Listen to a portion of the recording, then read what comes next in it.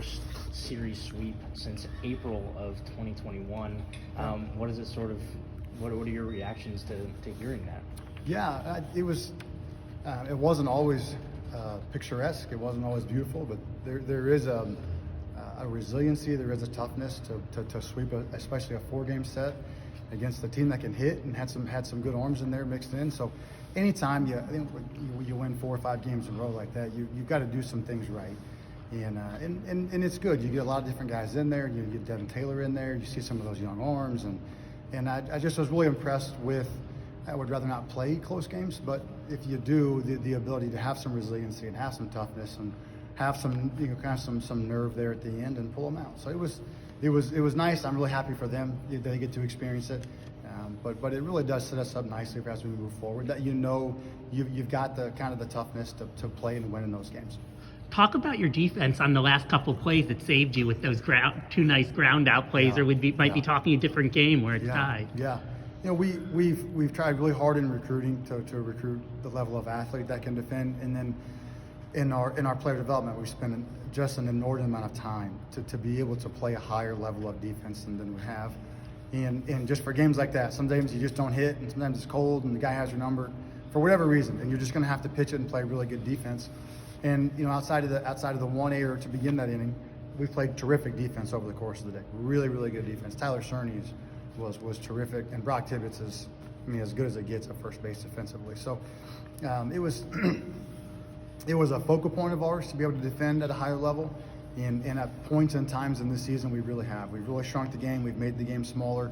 And with Crafty, the way that he executes, guys are going to hit balls awkwardly with kind of the ride and the cutter, changeup, curveball, that combination. There's a ton of swing and miss, but when guys do hit them, they don't square them up very often. So you're going to have to make some unique plays, and we were able to do that at the end. How relieved are you? We were talking about this in the press. After you've got guys now that can eat innings and get low-scoring games. You can win these low-scoring games. Yes. Unlike last year where everything was high-scoring, now you can win 3-2 or higher scoring if you need to. How nice is it to have guys that can eat those innings now? And it's critically important. It's critically important.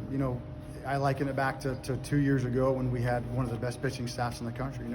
We pitched really, really well here for multiple years, and obviously last year we didn't. And so getting back to what we do and have done well is a staple of the program, and this needs to be the expectation, not the other way. And obviously the draft impacted those things, but it's great to be able to have guy after guy to roll out there to where you can limit a guy like Ryan Kraft to a very specific role. Hey, the game's on the line in the last 2 innings. You got the ball, right? Because you have length from guys like Evan Weideker and Braden Reisdorf and Connor Foley and Aiden Decker-Petty and Ethan Phillips. Those young guys have really given us a boost. A really good start from Seti today, kind of back to what we expect from him.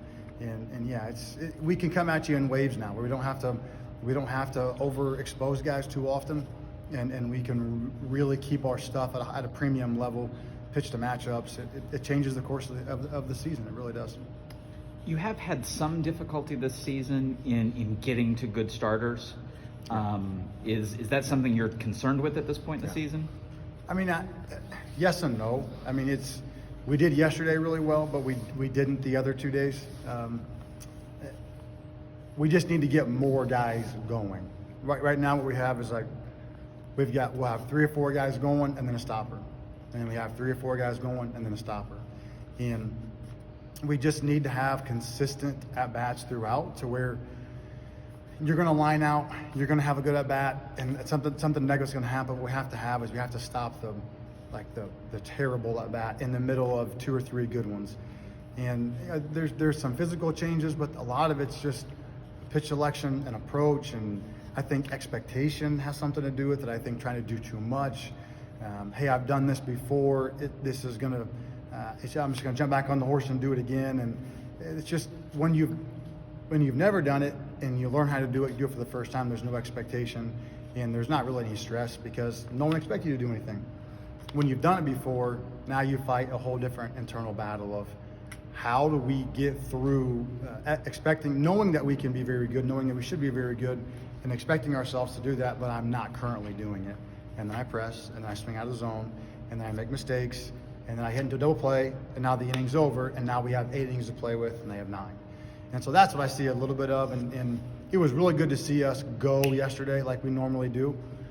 And that guy was kind of how we train, right? And sometimes it's hard when you face a guy that maybe isn't in your training, regimen, but that guy was really in our training wheelhouse, and we handled him really well. But yeah, we just got to settle in. We had some guys that are just pressing and trying to do a little too much and swinging out of hand, and every time I get in a leverage count, it's an auto swing and just that stuff. We got to string them together more. I do think we'll get there. Tyler had 3 hits today and also made some really good plays in the field. Kind of seemed like he was almost outdoing himself every single play. From your vantage point in the dugout, did you share that same type of feeling watching him? Yeah, Tyler is a terrific player, very talented, very gifted. He's worked hard. He's got a chance to change the game every game that he plays in, and he did that today. When he's doing his work, when he's prepared, there's nobody that's more talented than this. There's nobody that's has a chance to help us to go on both sides of the ball more than he does for us. And so I'm very proud of him. He's done a great job, and it also is a testament to where he came from, his high school coach, his summer ball, all those kind of things prepare a guy to be able to come in as a freshman, earn a job, and then play really well within that job, and to impact a really good team. So been really pleased with him. We'll take 2 more. With Seti coming out, obviously had that leadoff base runner. Yeah. Was that more a third time through the order? Or? Yeah, just purely third time through the lineup, and it just we don't have to overexpose him. We don't have to go into the third time through the lineup. He was kind of one way or the other. He was done. I would have preferred him not to walk that guy, but definitely once he walked that guy, and then their leadoff guys kind of was their engine. I mean, he could really hit the homer yesterday. It's a 1-run game at that point. Like we're not going to give him a third time. Statistically speaking, he's 0 for 2 at that point. He's due to get Seti. I didn't want to give up a 2-run homer and spoil a really good outing. So you go to Evan Whitaker, totally different metric profile, fastball, different breaking balls, 2 different breaking balls with a change. Like he's totally separate from Seti, and thought that was a good matchup, and it ended up working out. Matthew Ellis's last at bat was critical, and it kind of felt like he looked like he was not happy with himself before that at bat. So, can you walk through what you saw in that one? So I had talked to Matt. So right now Matt's going through like the typical. We talked about yesterday. I get fastballs away until I hit them, then I get breaking balls, and I get fastballs in. He's on the fastballs in and breaking balls away, right? So he has to do one or the other. He can't get blown up by a fastball in and then get me over breaking ball away. And so in his previous at bat, I thought about bunting him, but it's the 5th inning, and I'd prefer not to bunt with the runner just on first base in the 5th inning with a guy that at any point we've all seen him go be on fire. We've all seen him take off and carry an offense for half a season. So I want to try to get him back in there and do that. And I told him before that last at bat, I said you've got to either hammer the off speed, get me over off speed pitch away, or you have to be aggressive to the inside pitch. Even if you get beat, like you're so strong, you have to have bat speed and you have to have strength to power through it. And you hit a ball to the right field line, you hit a ball to the right field, but you can't just halfway attack both pitches. And to his credit, you could see a difference where he really got started on time. He took the off-speed pitch away and sat more on the inside pitch, I'm sure. And then he turned on it and he swung. And again, just like Glasser yesterday, when you have good posture and you have aggressiveness, you can have success on the inside of the barrel. Glasser does it more the other way, but Matt was able to do it to right field. And I'm hoping, he's been sick. He was actually he was hospitalized just with the not terrible, but like just the flu when he was really sick. Was a Friday night. And so we gave him the day off on Thursday night, Friday and Saturday, getting the day off. And so he was kind of sick today, but it's still like, hey, let's get up and get going here, and let's have some aggressiveness and some bat speed. Nobody can cover all 17 inches of plate with all different speeds, and that's what he's doing. That's what he's done. He's just covering too much of the plate, and when you do that, you don't cover any of the plate. And hopefully we can get him going a little bit, because obviously, as we've seen him, he's been terrific in the past. Great. Thanks, Coach. Thanks, guys. Appreciate it. Stay warm. Thanks for coming out. Thank you. I'll jump you right in there, Tyler.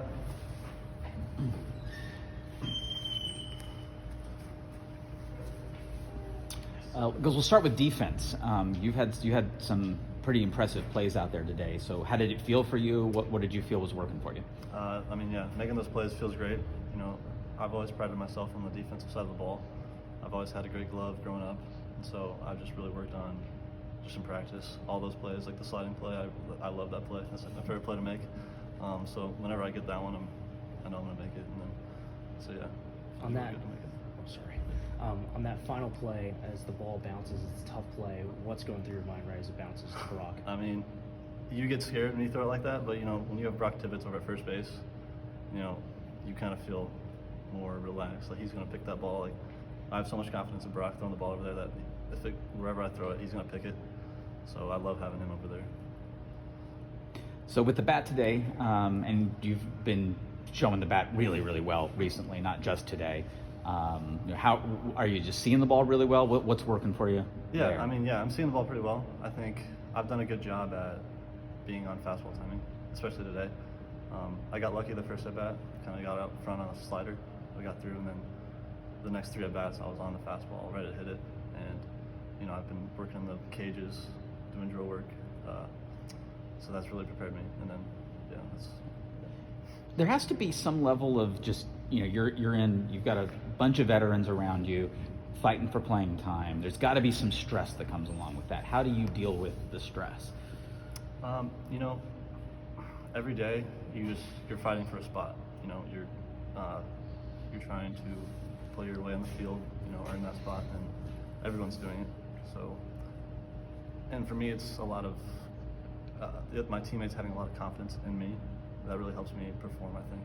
You know, like the last year up the middle really helping me there at short, and so that's really good for me right there. You just talked about, having to work to earn your starting spot. Obviously, Goforth got the first couple starts. You've kind of worked your way into the lineup, batting well. How much harder is it for someone like you to have to work your way into the lineup, given you weren't on opening day, than someone who is? Yeah, I mean, Goforth is my best buddy. You know, we love each other.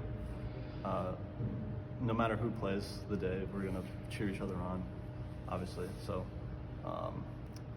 yeah, just every day, just coming out and performing and having a good day, that's it. You're a newcomer on this team, and it seems like whenever you play that you're having so much fun on the field. What's maybe been the most fun part of playing on this team, right, as you pick up a sweep? Yeah, I mean, having fun's the name of the game. If you're having fun, you're gonna play well most of the time. I love these guys. Like, I have so much fun with them being out there. So I just try to enjoy every moment and make the most of everything. Anything else? If not, thanks, Tyler.